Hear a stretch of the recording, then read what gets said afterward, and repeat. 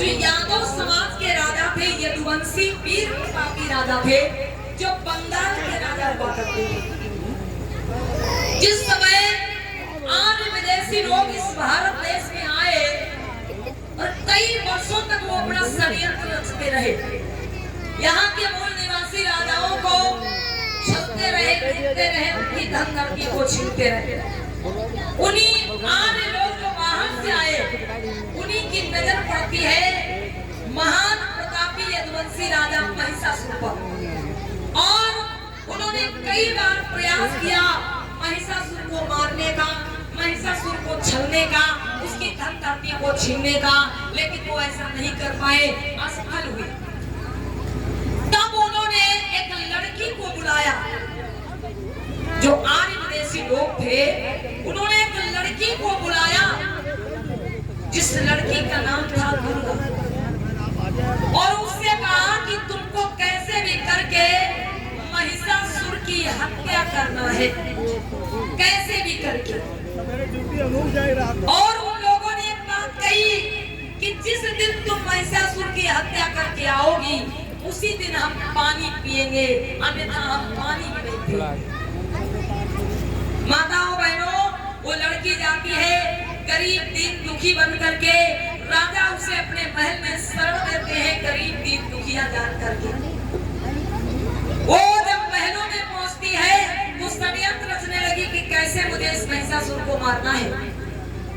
महाराजा महिषासुर को धोखे से मारने का प्रयास करती है। एक दिन बीता, 2 दिन बीता, 3 दिन बीता, 4 दिन, 5 दिन, 6 दिन, 7 दिन, लेकिन वो ऐसा नहीं कर पाई। तो एक दिन वो राजा महिषासुर से कहती है कि मैं तुमसे शादी करना चाहती हूँ।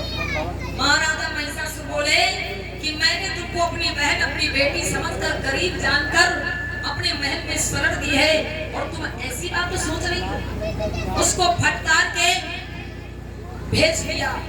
वो जहाँ पर ठहरी हुई थी वहाँ पर जाती है और सोचती है कि मेरे साथी तो भूखों मर रहे होंगे, क्योंकि उन्होंने कहा था कि जब तक तुम महिषासुर को मार के नहीं आओगी तब तक हम पानी नहीं पिएंगे। जब तुम महिषासुर को मार कर आओगी उसी दिन हम पानी पिएंगे, खाना खाएंगे। मेरे साथी तो भूखों मरे जा रहे होंगे। मेरे भैया, 8वीं रात को वो लड़की जाती है और महाराज महिषासुर जो निश्चिंत सो रहे थे, उनके सेवक भी सोए हुए थे, और वो जाती है महाराज के शयन कक्ष में प्रवेश करती है। महाराज की कटार जो उनके बिस्तर के पास ही रखी होती है, वो कटार उठा करके वो लड़की और महाराज महिषासुर के गर्दन को काट देती है। और ये माया देवी बहन की तरफ से ये 100 राष्ट्रीय मुद्रा सम्मान स्वरूप भेंट हो रहे, बहुत बहुत धन्यवाद। तो ध्यान दीजिएगा अम्मा बहनों कि उस लड़की ने महाराजा महिषासुर की गर्दन को काट दिया और वो तलवार लेकर के वहां से भाग निकली। अपने साथियों के पास जाती है और कहती है कि मैंने उस राजा का कत्ल कर दिया, मैं उस राजा को मार करके आई हूँ, ये देखो मेरे हाथ में खून से लथपथ तलवार है। वो लोग बड़े खुश होते हैं। उस लड़की को जिसका नाम दुर्गा था उसको बिठाते हैं, उसके सर पर ताज बांधते हैं, उसकी आरती उतारते हैं, उसके ऊपर फूलों की बरसात करते हैं। और माताओं बहनों, ऐसा करने के बाद 9वें दिन वो लोग पानी पीते हैं, खाना खाते हैं। समझ रही हैं आप लोग नवरात्रि का रहस्य? 8 दिन तक लोग व्रत रहते हैं, 9वें दिन पूजा पाठ यज्ञ हवन करके तब व्रत तोड़ते हैं, खाना खाते हैं। तो विचार करिए, क्योंकि उन लोगों ने जब उस लड़की को भेजा महिषासुर राजा को मारने के लिए, तो कहा कि तुम जब उसको मार के आओगी तभी हम पानी पिएंगे। तो अगर वो दूसरे दिन आ जाती तो वो दूसरे दिन खा पी लेते, तीसरे दिन आ जाती तीसरे दिन वो खा पी लेते, चौथे दिन आ जाती चौथे दिन खा पी लेते। मतलब वो जिस दिन आई उस दिन उन लोगों ने पानी पिया और खाना खाया और उस लड़की को देवी घोषित कर दिया, क्योंकि उसने एक महान यदुवंशी मूल निवासी राजा का कत्ल किया, हत्या की, और उस राज्य पर उन आर्यों ने अपना कब्जा जमा लिया। उस राज्य पर उन आर्यों का कब्जा हो गया। इस मारे खुशी के इतना बड़ा उनको लाभ हुआ, फायदा हुआ, एक राज्य उनके हाथों में आ गया। इस होकर उन्होंने उस लड़की को देवी घोषित कर दिया। और माताओं बहनों, हम लोगों पर ये त्योहार थोप दिया। कभी तो वो लोग हमारे पुरखा को मारने के लिए भूखे प्यासे रहे थे, और आज हम खुद मतलब हमारे पुरखे को मारा गया, हमारे पुरखे का कत्ल किया गया, और आज हम खुद अपने हाथों भूखे प्यासे रहते हैं, अपने पुरखों का अपमान करते हैं। माताओं बहनों, तो इसलिए ऐसे त्योहारों को मनाना बंद करिए। आपको हम प्रमाण भी देंगे। माताओं बहनों, दुर्गा माता की पूजा आप लोग करती हैं, ये बताइए माता जी कुंवारी है कि ब्याही है? और सर बताइए, कुंवारी है? बताइए अपना बहनों, नवरात्रि में आप लोग देवी के नाम पे 9 कन्याएं खिलाती, 7 कन्याएं खिलाती है ना, इसका मतलब देवी जी कुंवारी है। बताइए अपना बहनों, देवी जी कुंवारी है? हाथ उठाइए, कितने लोग मानते हैं? हाँ हाथ उठाइए, हाँ हाँ हाथ उठाइए। अच्छा, देवी जी कुंवारी है, इतने लोग मानते हैं। तो अम्मा बहनों ये बताओ, कुंवारी लड़की श्रृंगार कर सकती है क्या? कुंवारी लड़की सिंदूर भर सकती है, बिछिया पहन सकती है, मंगलसूत्र पहन सकती है? तो फिर दुर्गा मैया तो सब श्रृंगार किए बैठी है, कहाँ वो कुंवारी है? बताइए आप लोग, कहाँ वो कुंवारी है? भाई जो लड़की कुंवारी है तो वो क्या श्रृंगार कर सकती है? आप लोग भी मंदिर में जाती है तो प्रसाद में क्या चढ़ाती? लाल चुनरिया, लाल सिंदूर, लाल चूड़ी प्रसाद में चढ़ता है कि नहीं चढ़ता? बताओ अपना बहनों। तो कुंवारी लड़की को लाल चुनरिया उड़ाई जाती है, कुंवारी लड़की को लाल चूड़ी दी जाती है, सिंदूर दिया जाता है? बताइए, नहीं दिया जाता ना, तो फिर आप कैसे कह सकती कि देवी जी कुंवारी? और पहली बात अम्मा माताओं बहनों, अपनी बुद्धि खोलो, दिमाग का प्रयोग करो। कुंवारी लड़की कभी अम्मा बन सकती है? कुंवारी लड़की को अम्मा कहा जा सकता? बताइए आप। वो कुंवारी लड़की जा रही, उसको कह दो अम्मा, को बड़ी फोड़ा देगी आपकी। बताइए भाई, कुंवारी लड़की आप एक तरफ देवी जी को कहती हो कुंवारी है, और एक तरफ कहती हो पूरे संसार की माता जी है। एक तरफ उनको कुंवारी भी कहती हो और एक तरफ उनको माता जी भी कहती हो। बताओ, हमारी बात मत मानो, आप लोग खुद ही विचार करो कि कुंवारी लड़की भाई माता जी कैसे बन सकती है? कुंवारी लड़की माँ कैसे हो सकती है? एक तरफ कहते हो कुंवारी है, एक तरफ कहते हो माता जी। दूसरी बात, अगर वो कुंवारी है अम्मा बहनों, तो वो श्रृंगार क्यों करती है? अगर वो कुंवारी है तो सिंदूर क्यों लगाती है, मंगलसूत्र क्यों पहनती है, लाल चुनरिया क्यों ओढ़ती है, और पैरों में पायल और बिछुआ क्यों पहनती है? आप फोटो देख लेना। माताओं बहनों, अगर कुंवारी है तो वो श्रृंगार क्यों करती है, और अगर ब्याही है तो उनका पति कौन है?